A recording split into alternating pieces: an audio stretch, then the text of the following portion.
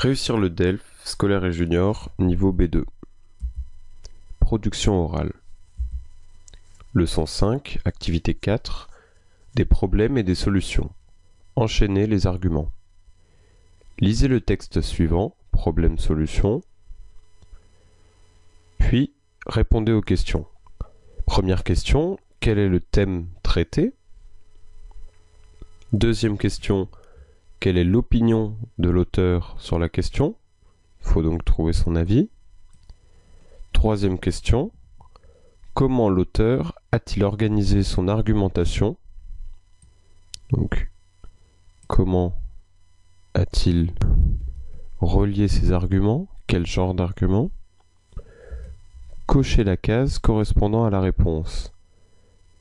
Est-ce qu'il les a organisés sous la forme d'un pour ou contre, avec les avantages et les inconvénients, problème, solution, cause et conséquences, ou comparaison entre les sociétés.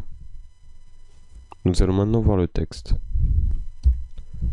Filles-garçons, de vieux schémas éducatifs toujours présents. Le rapport annuel sur la discrimination homme-femme, Global Gender Gap Report, publié par le Forum économique mondial, souligne que si le sort des femmes dans le monde reste encore peu enviable, une amélioration globale des disparités entre les sexes est tout de même décelable, et que la Scandinavie demeure sans surprise la championne de l'égalité intergenre.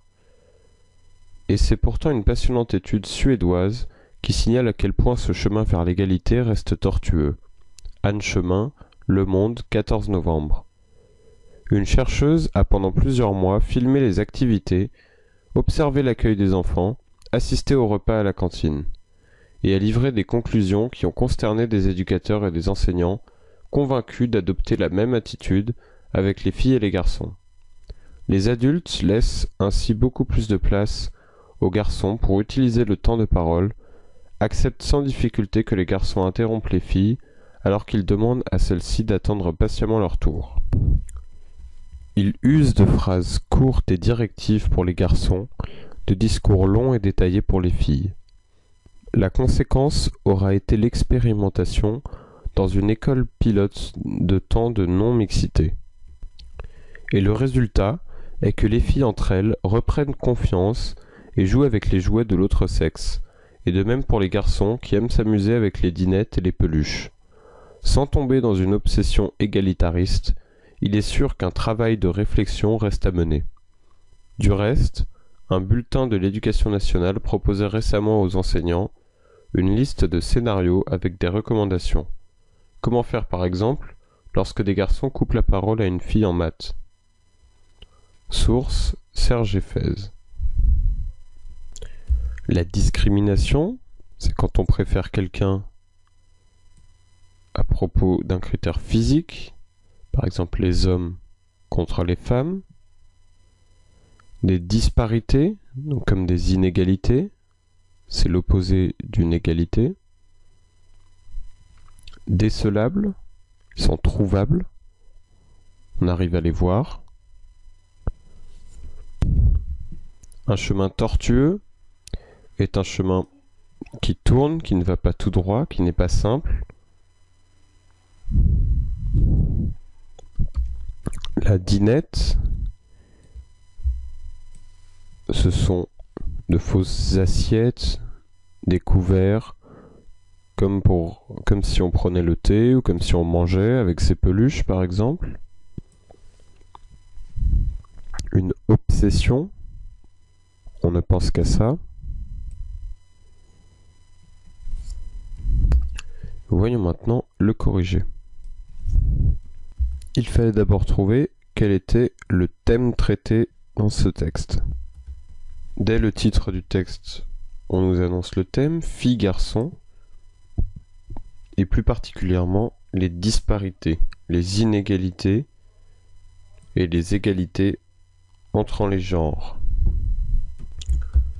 Le thème traité est bien la disparité entre garçons et filles. Deuxième question, quelle est l'opinion de l'auteur sur la question?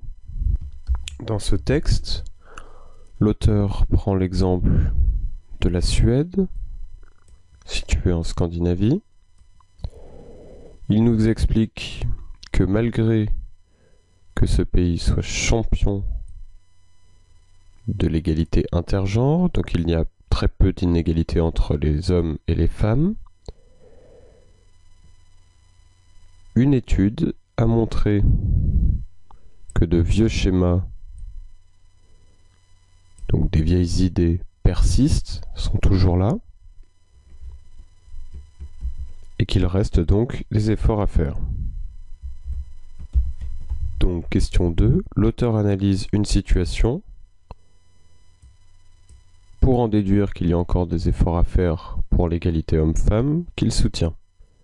Il utilise l'étude intéressante faite en Suède pour montrer que dans ce pays champion de l'égalité, donc avec très peu d'inégalités, les préjugés sont tenaces.